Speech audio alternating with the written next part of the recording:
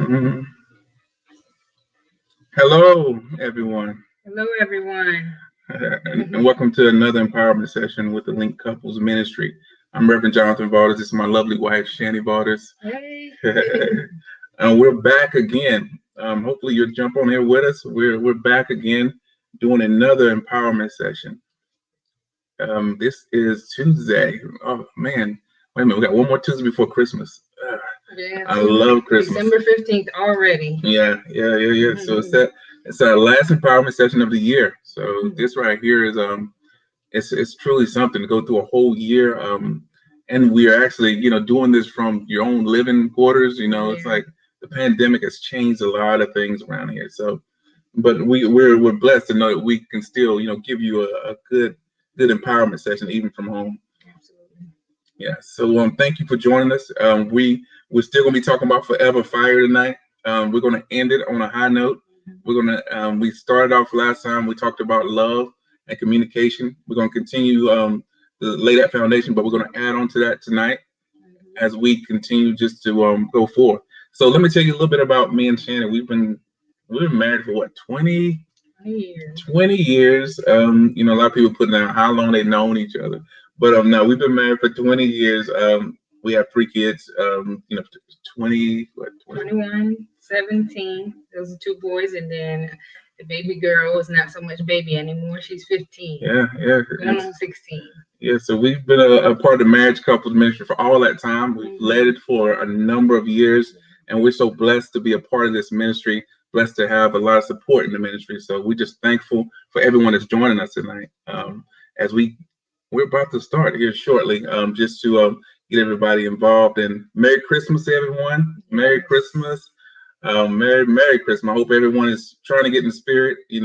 Being locked up in your house so much, you have to be able to, pull some things together to be able to get in the spirit this year and get the tree up and do all the nice things that the kids and the family love to do, even though we can't see everyone. Definitely a different year, and I've heard several people say, including my household, trying to do things to get in the Christmas spirit.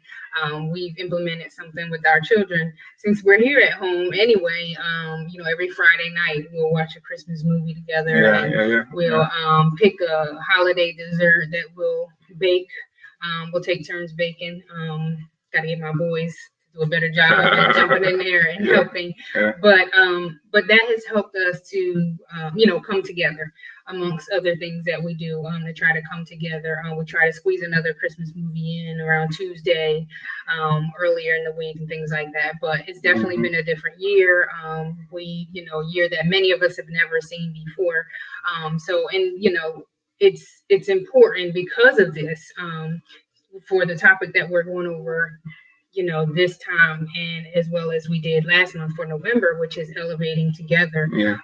Because in marriage we know that there's so many adjustments and things that you can go through in life, whether it be in your household or who would have known that we would say, or outside in the world where we're stuck in our household and can't get out, right? So elevating together is important in so many different facets of life and obstacles that you may go through, good and bad, when you're married. Yeah, we have you have a lot of couples that are doing wonderful together. Then we have some that are struggling, and they've been married a long time. So we want to make sure that we're ministering to every couple that's out there.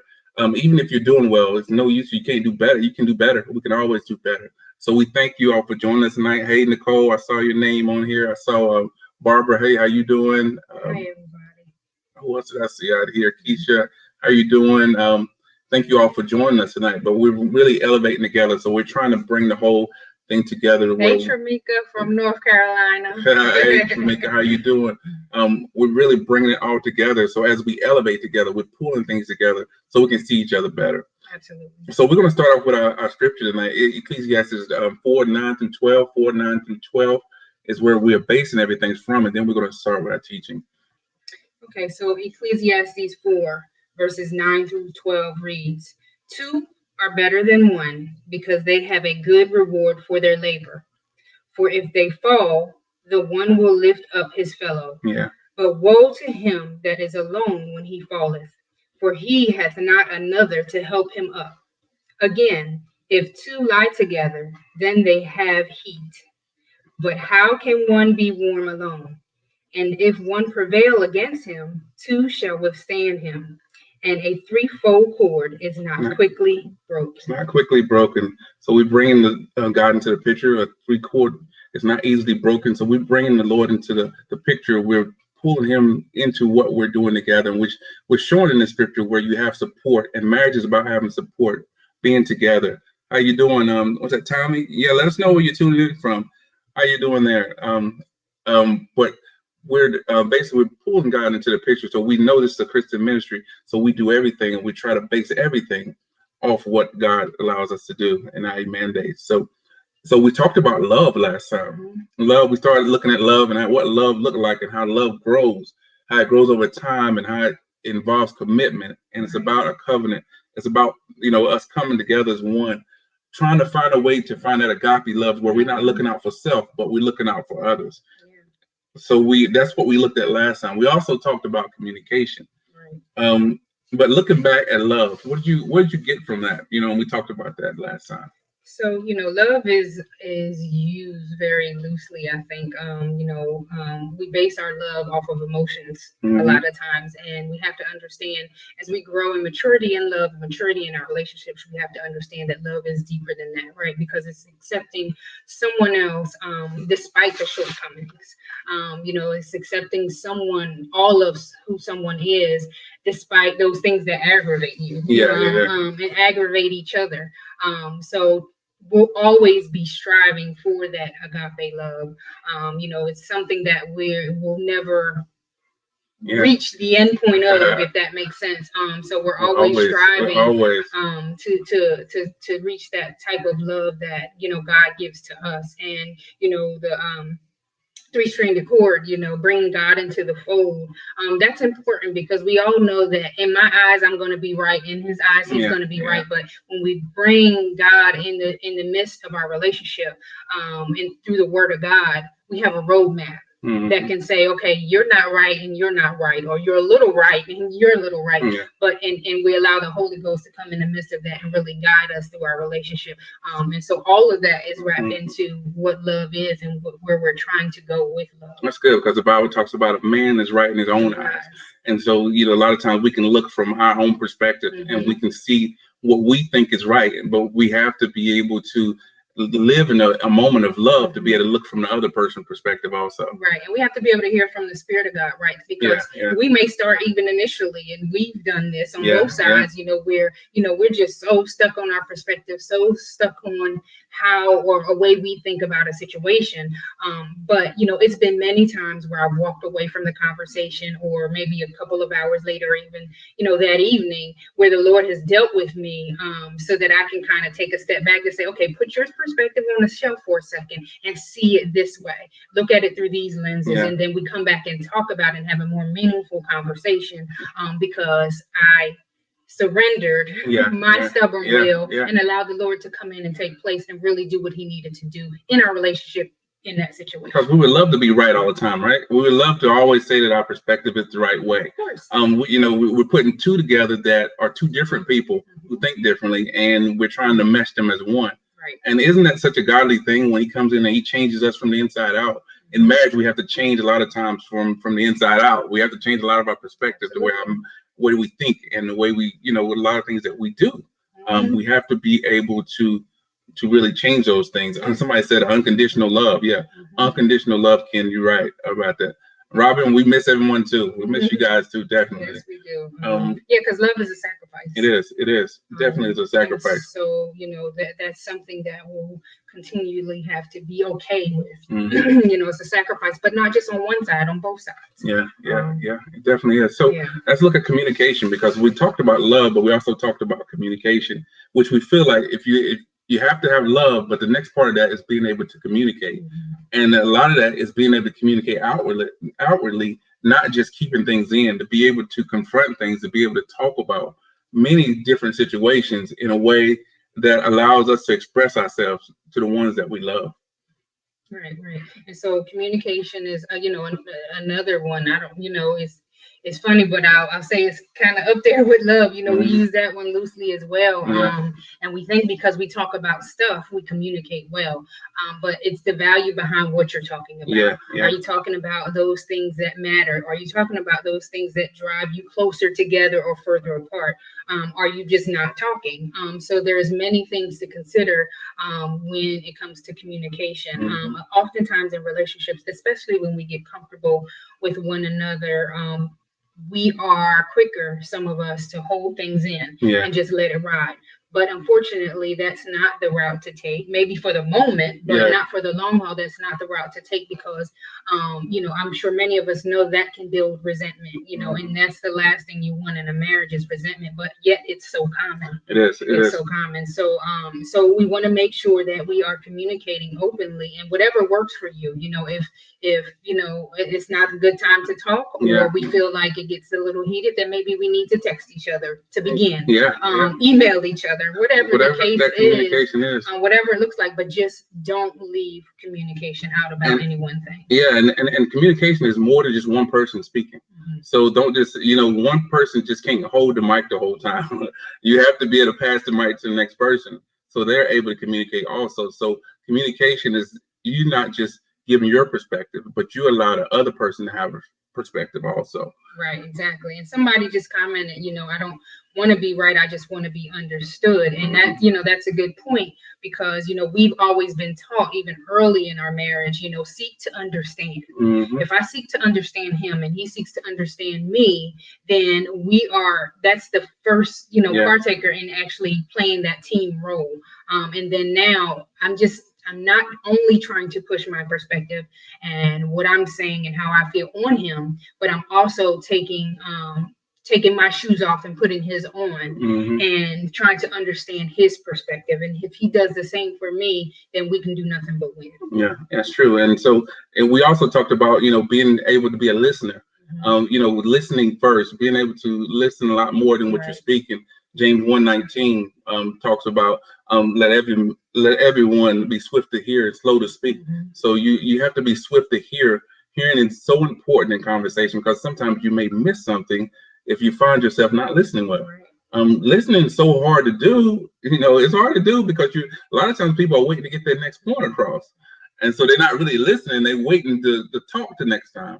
We're waiting to speak the next time. So it's important to be able to listen when you're having a conversation. Now, I'm talking about a husband and wife here that's trying to, put some things together or enhance their relationships. That's what we're talking about. We're trying to enhance this relationship even more because we all have stumbling blocks. None of our marriages are perfect.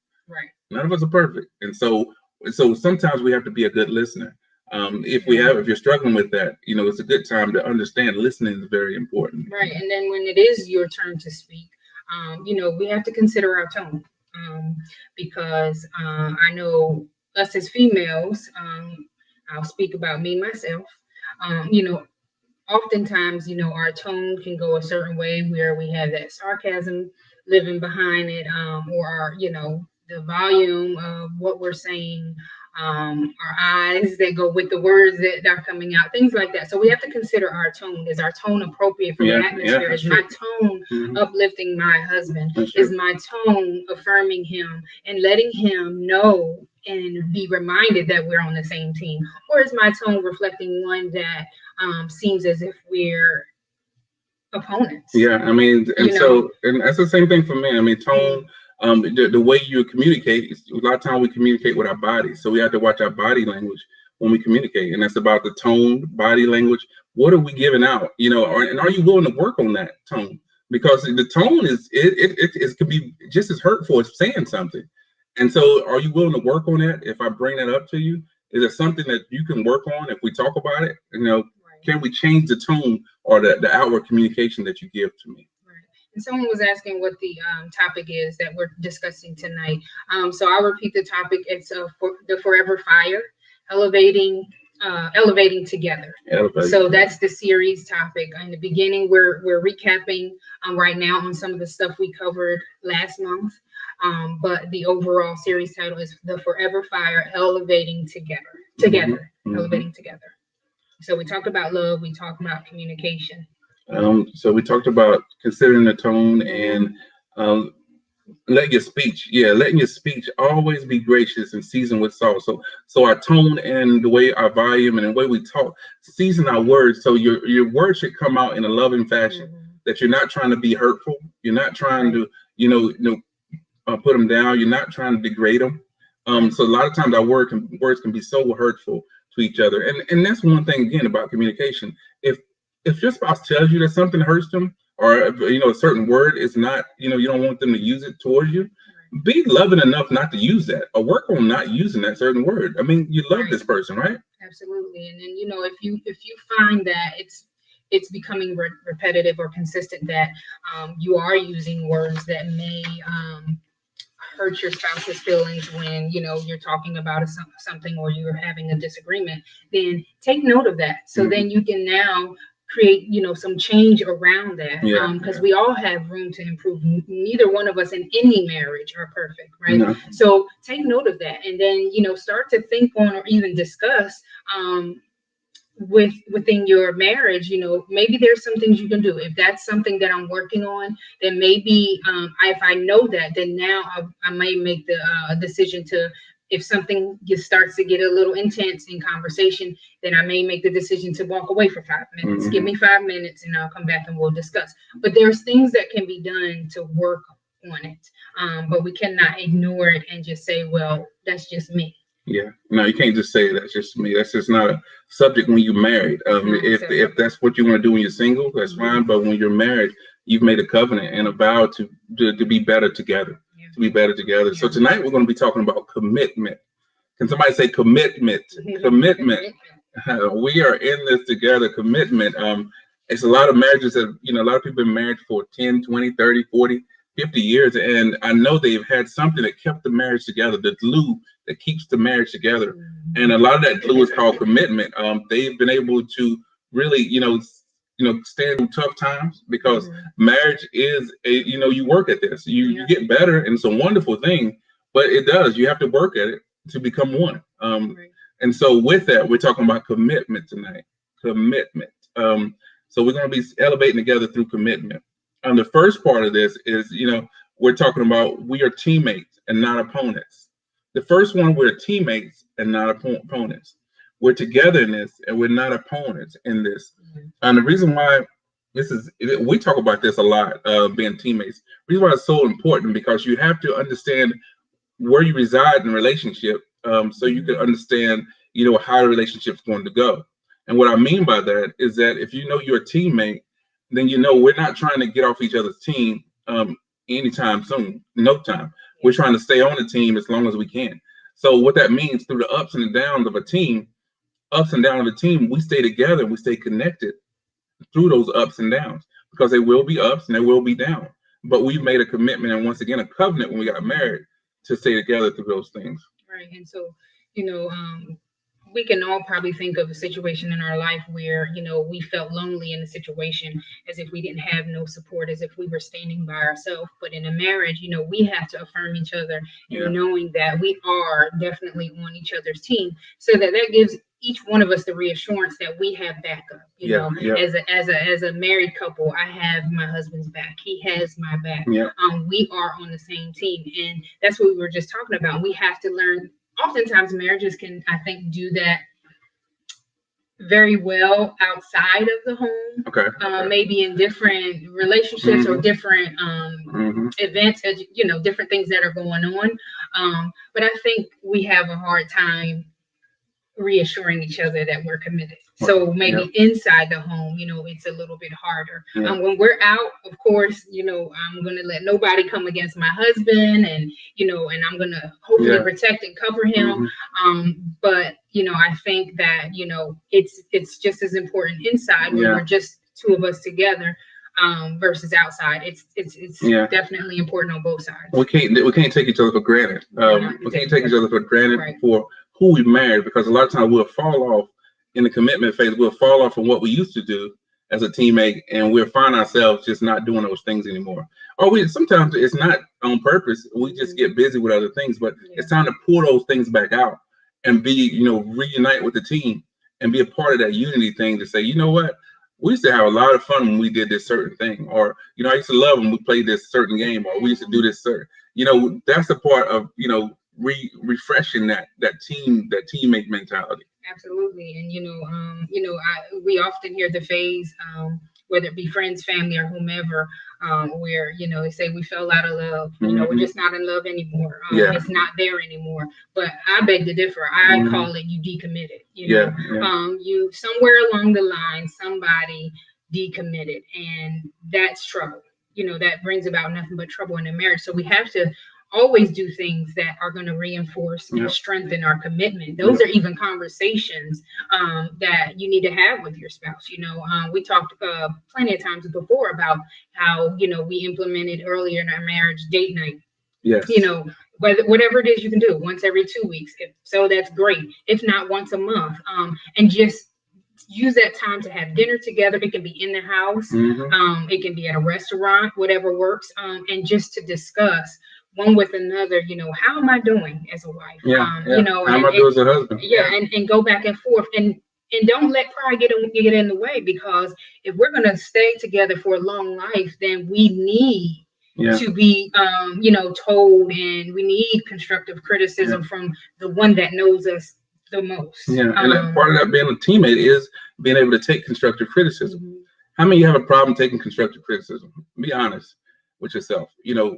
Your spouse giving you some criticism, you take it personally, but it can be constructive, something that's supposed to make you better, because to be honest, we're supposed to make each other better. Your weakness, you might be weak in a certain area. I should be strong.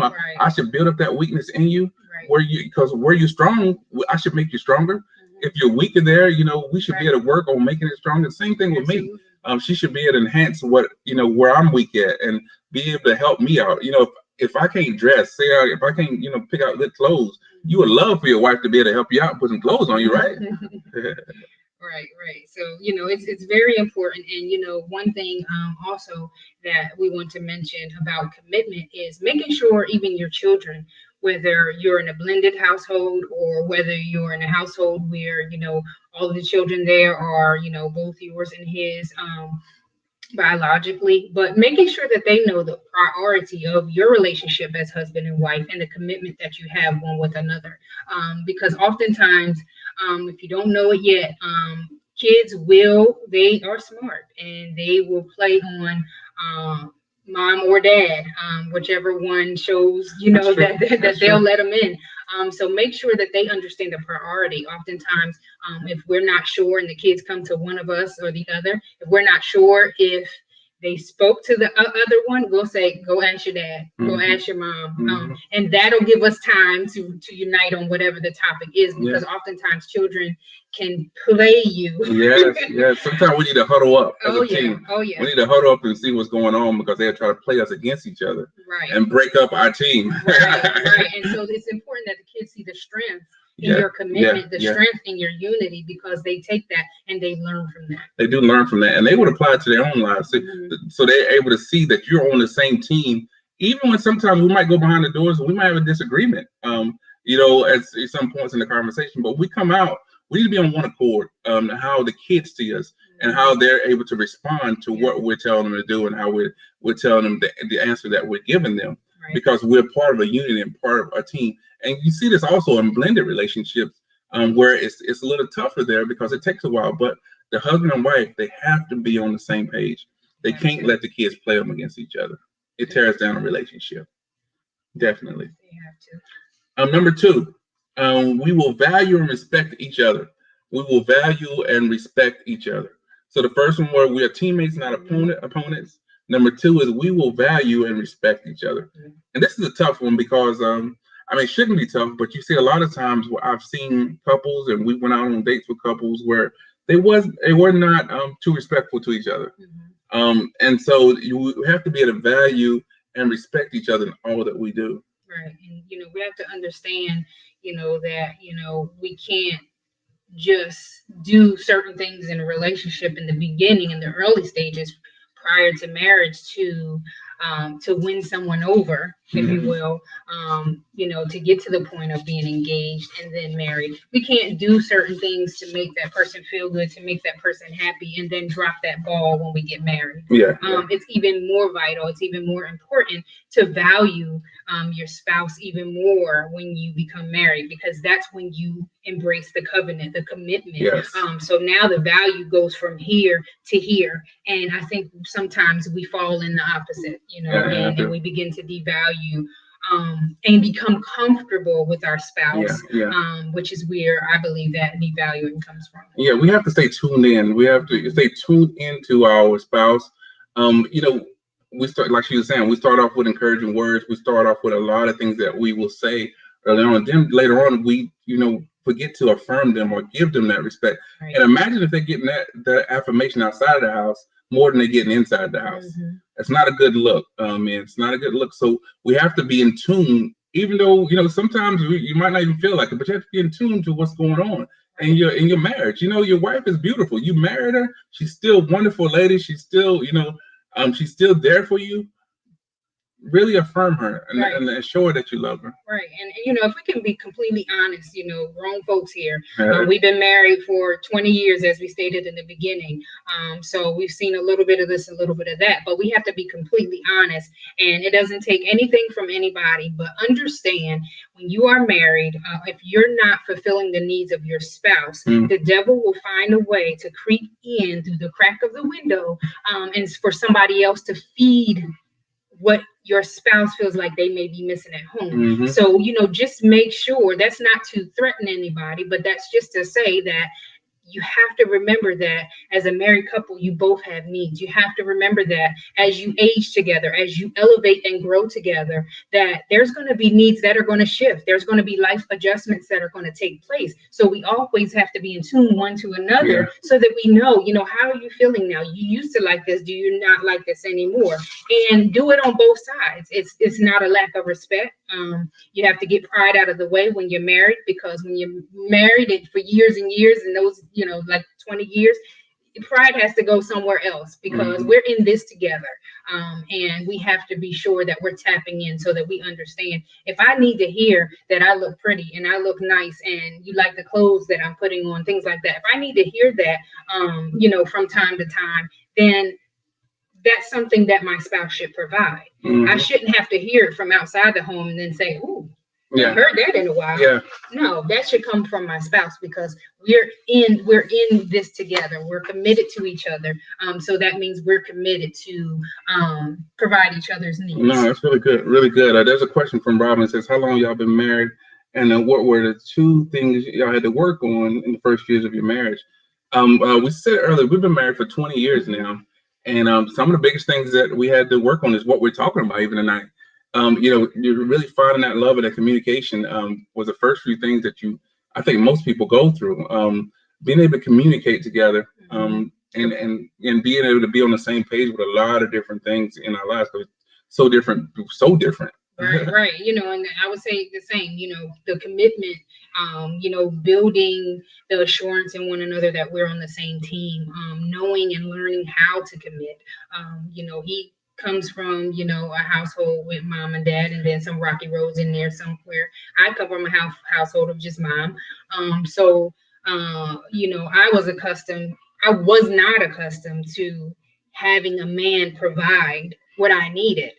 So that was a struggle for me. So communication was something that we had to work on, because I had to come out of the fold of once something went wrong or a need wasn't being met, whether it be financially or any other way, I had to come out of the fold of getting on the phone with mom. Because it was me and mom for so long. Because that did make him feel less of a man. I'm running to mom before I'm talking to him. And that's a problem. But we had to communicate about those things. He had to share with me how that made him feel in order for an adjustment to be made. And one big thing in marriage, you have to be willing.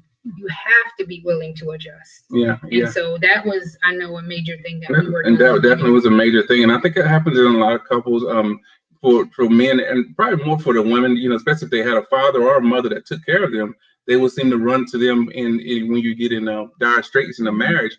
but the man has become the head of that household, and he's not going to feel that well if you're running right to mama and not discussing it with him or running to daddy, and we haven't discussed this in the household. This doesn't sit well. If he's a real man, he's going to show up and be like, no, this is not the way. Now, we might have to go to mama or daddy to get some something, but let's do it together. We're on the same team, right? We're on the same team. Here's another question before we continue. What's the most important piece of advice would you give for newlyweds? Is that Sharon? Yes. What's the most, Shireen, that we would give for newlyweds? I hope you had I would hope that you had some premarital counseling. I think that is utmost important in any marriage. I think everyone should go to premarital counseling. We have some of the best at Bethany Baptist Church with Bishop and Pastor Nick. But I think everyone should go there. But if you didn't, you're already married, I would still say set up for some. It's after marriage, but still, I would say go ahead and set up for some marriage counseling. Get that in early, because once the honeymoon is over, the first year or so, that's when the real face comes out, and we have to be able to deal with what that real person is, and if what that looks like, and how we're able to communicate, and how we're going to adjust, like she was saying earlier, how we're going to adjust together. Right. And and it's not to say that when we say the real person comes out, the mask comes off, it's not to say that person wasn't who they were in the relationship, but you have to understand, when you go from being single to being married, living in the same household, a new person is created.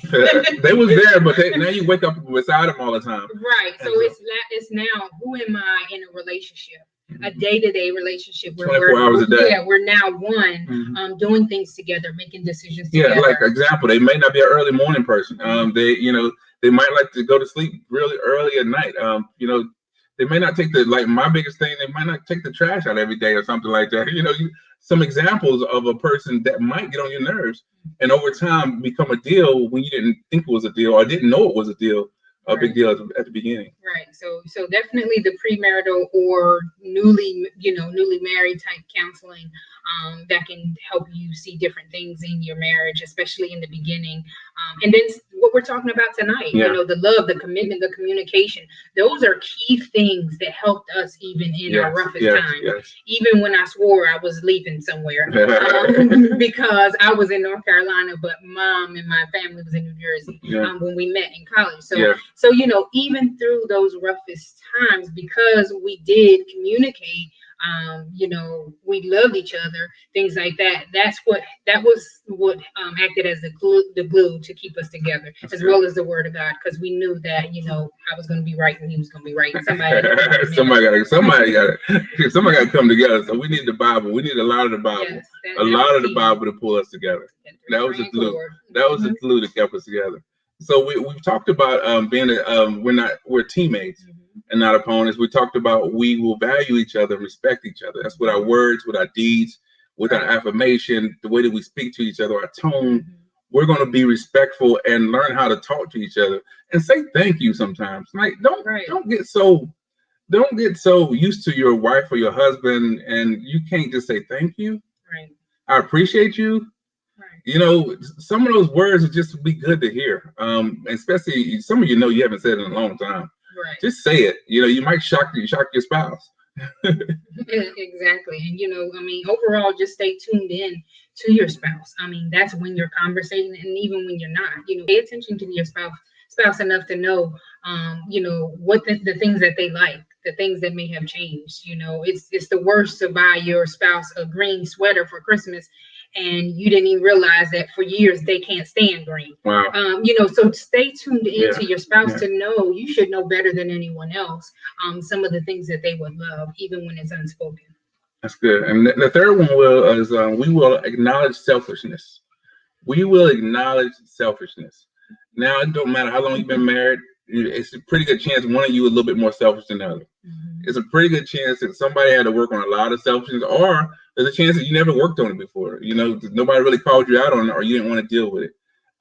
But a lot of us have some of that in us, and we have to be able to acknowledge that in a relationship. Right, and it's not always a bad thing. No, right? I'm laughing because I'm about to talk about myself. It's not always a bad thing, meaning the way the selfishness got there. For instance, I'll give you an example. Not always a bad thing. It's not always a bad thing.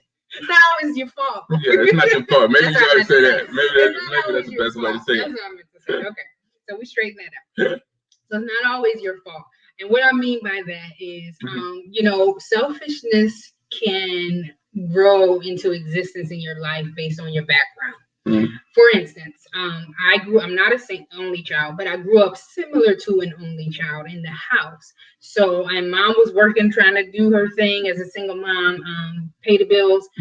So, by default, my mindset was set to make sure I had what I needed. I'm a survivor, take care of what I got to take care of and keep it moving. My mindset did not quickly, because of that background, go to the cares and needs of someone else, the cares and needs of those around me, the cares and needs that someone else may tune in and say, hey, there's a need here. So that is something that I had to pray that the Lord help me on because of the type of background that I had when I was growing up as a teenager. So that's what I mean when I say it's not always your fault. However, you must recognize and not, again, let pride get in the way of you admitting, okay, I do have some selfishness. Because if we be honest, we all, regardless if we're classified as selfish or we just have little bits and pieces, all of us have a sense of selfishness somewhere in us. So we have to definitely influence that. Selfishness is enemy number one to, selfishness is enemy number one to a good marriage. So it's enemy number one to a good marriage. There's a quote here that says, there are two kinds of people in the world, the givers and the takers. A marriage between two givers can be a beautiful thing. Friction is in the order of, friction is in the order of the day. However, for a giver and a taker, that means there'll be a lot of friction if you are a giver and a taker. But it's a wonderful thing if both of you are givers. Selfishness is big in marriage. It's big because somebody normally is more selfish than the other. And you have to learn how and work through, what that looks like in your marriage and how that, how can you acknowledge that you're selfish? And if you can see it, then it makes it better for both of you. And then both of you can start being more givers and not just takers from the marriage, pulling the life out of marriage because of some selfish deeds. Right. And are we committed enough to trust when our spouse brings an example or a situation to us to display our selfishness? Are we committed enough to swallow that pill? And are we mature enough to take from that what we need to take from that to make adjustments, to make a change? Because none of us are perfect. There'll be times where I have to admit my wrong, he'll have to admit his wrong. So we cannot be so prideful that we're unable to say, you know what, I apologize, I was acting selfishly in that moment, and then we discuss whatever it was. Yeah, and pride becomes it's a huge thing. I'm gonna say, hey, my sister, and my brother Brad, how y'all doing? Hey. Good to see y'all here, man. Thank you, man. So selfishness is it's huge because, and we have to be acknowledged, like she was saying, can we say it was very selfish of me to do this, or it's very selfish of me to do that? This is early in a relationship, and it can be later on also, because to be honest, sometimes you as you grow, sometimes you become a little bit more selfish as you get more into marriage, because you feel like you didn't get things that you wanted early on in the marriage, and you like, well, I'm about to take advantage of this time. I'm about to do me. Right. I'm about to do me. And that's still part of being selfish. And it's still, we have to be able to acknowledge that if we're called out on it, let's just talk about it. And let's acknowledge that the fact that, some of us are just a little bit more selfish than the other. And let's work on that together, because remember, it goes back to number one, we're still teammates and we're still trying to unify this thing and make it better. Right. We can't get defensive when, we're trying to help each other out, because selfishness will devastate a marriage every time. Selfishness cannot live in a marriage. Will it be there? Yes, but it has to be one of those things that we are willing to work on together, and we're willing to, be open to receive moments and areas of growth. If, this is my partner for life, if he cannot give me constructive criticism and tell me about a situation where he he puts it on the table and says, let's think about this, how could we have handled this differently? Or here's how I felt when you did or said this. If I can't receive that, then we have a lot more work to do. Mm-hmm. Let's ask this question for Robin. It's a good question, Robin. Married to your soulmate, can that help you overcome obstacles in your marriage? Soulmate, that's tricky because when we're married, we feel like we're married to our soulmate. We feel like we're married to the person that, and a lot of times, sometimes we put ourselves in a marriage, and then the Lord will allow us to be able to continue, if we're in love, to continue to mesh that marriage together, unify that marriage. But even if it's your soulmate, we can get through any obstacle together. We can overcome many things together, but we have to be willing to work together to go through those things and be willing to work on the behalf of whatever that situation is. Because it's a lot of situations that we can work through. Right. There's some now probably won't be, but 99% of the situations we can work through. Right. And it's all about, we're living in this flesh, right? And we have we have our own desires, we have our own things we want to do, say, and we have our own ways we want to do things. But that's where the 3-strand cord comes into play. That's where allowing the Word of God and the Holy Spirit rest into your relationship, because otherwise we're going to stand our own ground and think, say and think how we say and think. And so, we have to make sure that God is in the midst of our relationships, because that's what's going to bring the humility into whatever is going on in our relationship, humility into, just the relationship overall of what's going on in that particular situation. And so that's what we miss a lot of times, is coming humble before our spouse, and open to discussing certain things. So when we talk about soulmate, that's awesome and that's great when we can do that, but we understand that we have to understand we cannot leave out the part in the Bible where it tells us that we must submit to one another in Ecclesiastes. And so that's going to be key. If we cannot submit, then we're going to have a hard way to go when it comes to elevating and growing together. Yeah, because even though you're trying to get through also with the soulmate, it's less about the soulmate, more about pleasing God. And if you please God, it'll take care of the soulmate. So you can get through a lot of obstacles, but we have to be able to put God first. Absolutely. That's really good, really good. So we talked about we will acknowledge selfishness. Acknowledge selfishness. What that looks like. We talked about being a teammate, valuing and respecting each other. Here's number 4. This is a good one. We will not neglect our physical responsibilities. Oh, Lord. Drop the bomb. Physical responsibilities. We will not neglect our physical relationship.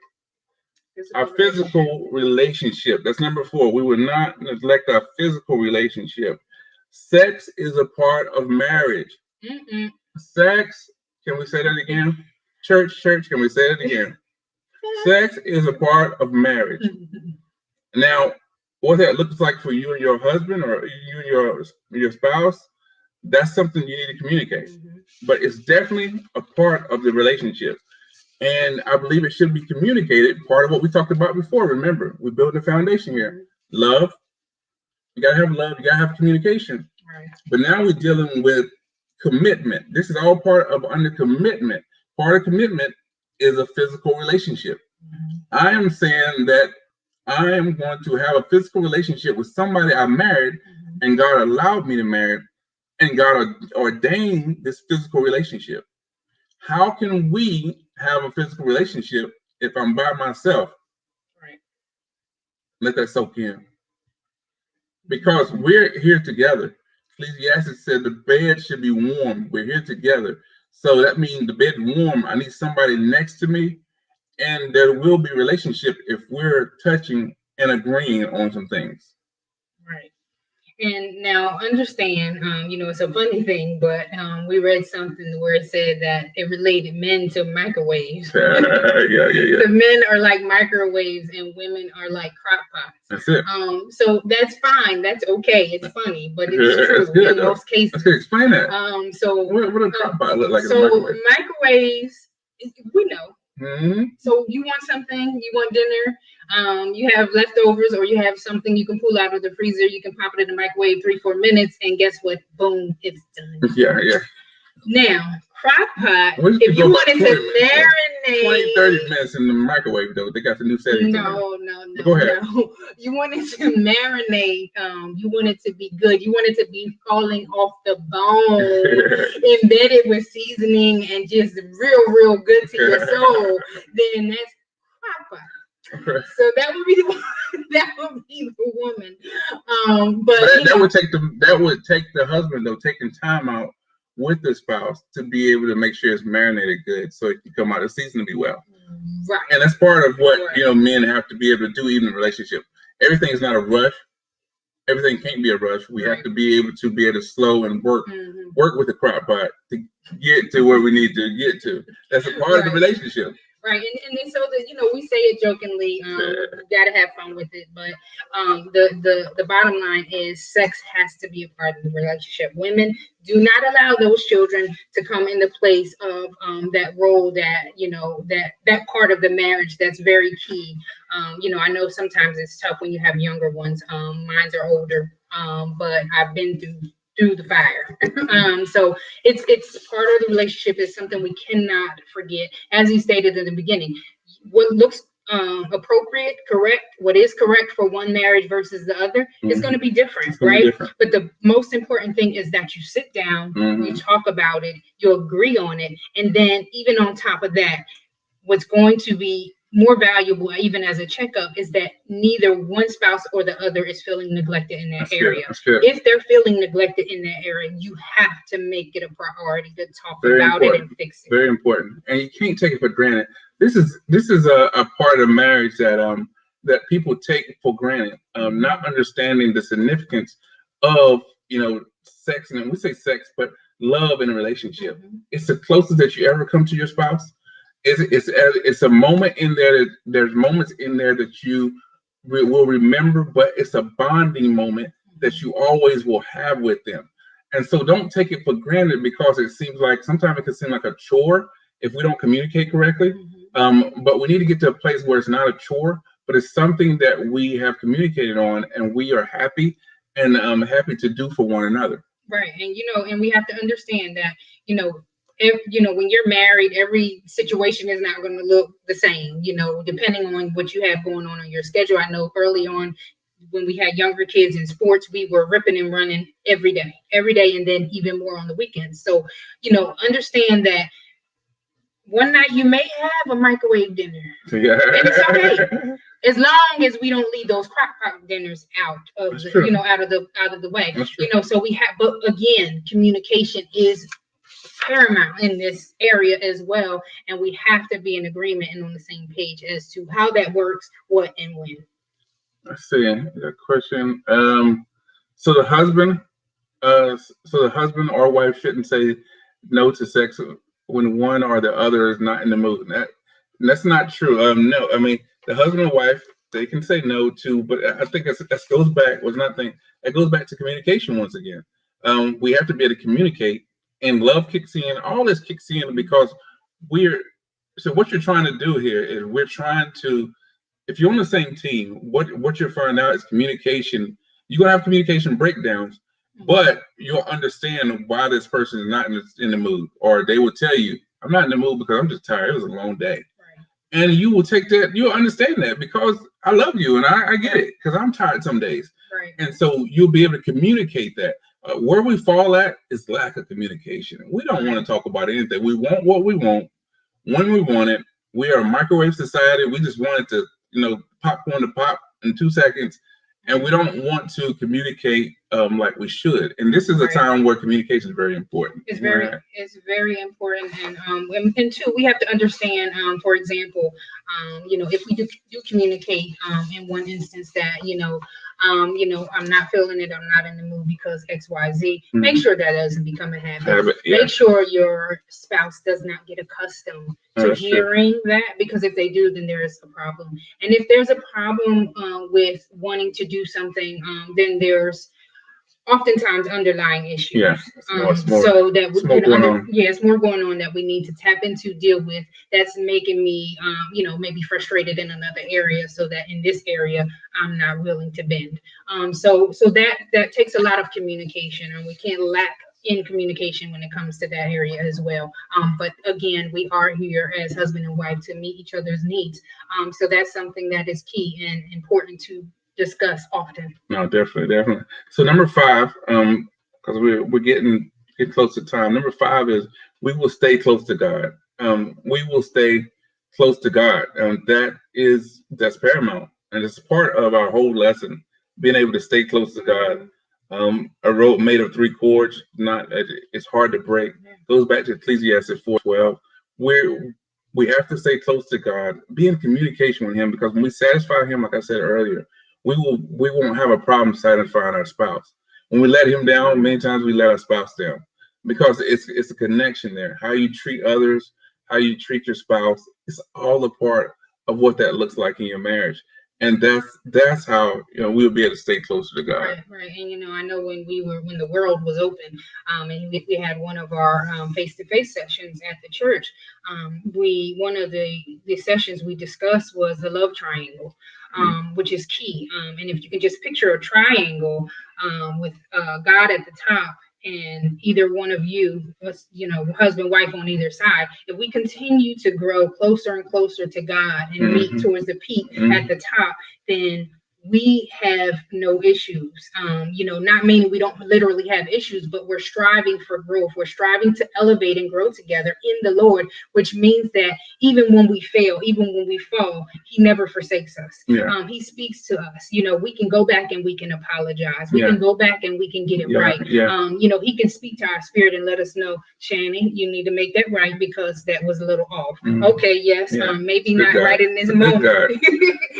but yeah, so we have to make sure that God is in the center of our relationship. We have to make sure that on both sides we're striving to grow in Him, so that we can elevate and mature and grow in love together.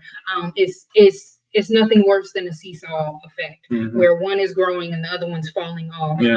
Then you get to a place where maybe you were equally yoked and then you're falling out. But again, that's us. That's not by no fault of the spouse, the relationship. We have to maintain ourselves in God and in who He is and who He's growing us to be, even in our relationship. Yeah, we have to be totally committed to why we married somebody, when we married. Maybe you have to go back to and ask those questions.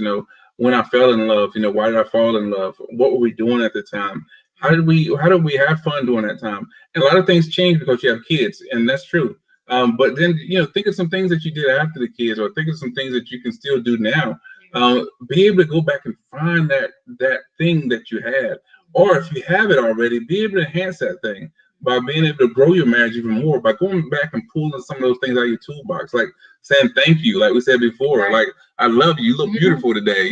Some of those things that we kind of fall off sometimes, and we forget to look, especially men. We just keep moving sometimes.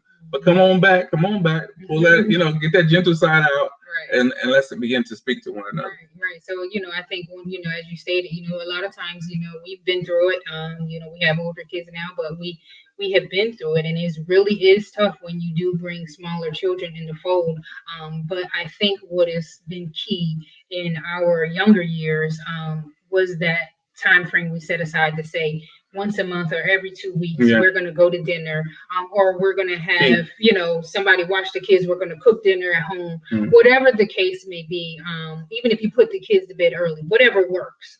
Because I do understand sometimes babysitting is not as accessible for some, but you have to do what works for you, and you have to be creative in marriage. I mean, you have a long road to go. Creative is the word. So you have to early morning, late at night, creative, midday. You got to find a way. Order dinner. We've ordered dinner before, took it in our room, locked the door. Yes. Watch a movie, or whether they're being in bed, whatever the case may be. But you have to find that time to refocus in on each other, and you can't wait too long. You can't let it be, it's been 2, 3, 4 months. Because then what's happening. We're growing apart. We're not staying in tune to each other, as we stated earlier. And in order to be in tune to each other, we're communicating. We're spending time. We're tapping in. Things like that. So we have to to make sure those things are being done. And force yourself to do some things. Not because sometimes you don't feel like doing it, or sometimes you don't understand or don't know how, or you might be nervous, think it's going to fail. You might be a perfectionist, think it's going to fail. Do it. Do it. You know, this is your marriage. This is a marriage that, you know, God allowed you to get married to this man or this woman. Do it. You know, allow this marriage to be refreshed and be elevated again. It's time for that forever fire to just continue to burn bright. Burn bright. Absolutely. We're finished. This was good. Yeah. Any questions? Do we have any questions? We have a couple minutes. If you have any questions, we will talk about those. I hope you got those five commitment steps that we put out tonight, because we know they're very, very valuable. I'll go over them one more time. We are teammates, not opponents. We are teammates, not opponents. We will value and respect each other. Make sure you share this out also. Number 3 is we will acknowledge selfishness. That's a hard one right there. We could have dug into that. We could have been there all night if we wanted to. We will not neglect our physical relationship. That was number 4. We will not neglect our physical relationship. And we need to stay on top of that physical relationship. And number 5 is we will stay close to God. We will stay close to God. Stay close to God. That's most important. So this is part of Forever Fire. This is taking us into the new year. I'm gonna challenge you all to make a commitment to be able to see if that fire is burning bright enough in your marriage. What can you do to allow it to burn brighter? We're never done. It's almost like being perfect. You're never perfect. You know, so it's some things that we all can work on. It's some things that we can all mature at. It's some things that we can do better personally. You know, get the mold out of your own eyes. Start looking internally at yourself and say, what can I do better in my marriage? Right. And know that even as, you know, time goes on and you've been married for some time, or if that time, you know, when that time comes that, you know, you reach 5 years, 10 years, 15 years of marriage, or even more, know that, you know, we all change as we grow older, as we grow more mature. Things change. The things that I liked when I was 22, I may not necessarily like anymore. And I'm not going to tell you my age. But the things I like, you know, so we have to understand that on both sides, we change, and don't hold that against each other. You don't like this anymore. You know, it just change. Right. I'm growing. Thankfully, I'm growing. Right. And so it's going to be an adjustment period. It's going to be changed. Life circumstances will change us. But if we're continuing to be committed, and we're continuing to communicate, and we're continuing to love each other, then we walk side by side through those changes. That's it. That's really good. We'd like to thank you all for joining us. Adrian, thank you for the kind words. We appreciate it. Everyone that gave kind words, we appreciate it. Thank you for joining us for Forever Fire, Elevating Together. We talked about love. We've talked about communication. We talked about commitment tonight. Hope you are pulling these things in. If you go back and look at it, the first one, because that love and communication was even good to me. But you can start pulling this together. We're so committed to every family, every marriage, staying together. No divorces. I just rebuke divorces, because I believe that God put you together for a reason. You have to be able to tap into that. You have to be able to adjust to one another, communicate with one another to make this the best marriage God has available for you. So with that, guys, we're going to sign off. We're signing off. We appreciate you hanging with us. We will see you again next year in 2021. Next year, guys. Third Tuesday of 2021, we will be back at it at 7 p.m. So all of you have a happy Merry Christmas, a Happy New Year. If we don't get to talk to you before then, we love you guys for joining us on tonight. We'll see you soon. All right. See you later, Jamaica, Bradley, everyone. Love y'all. Bye.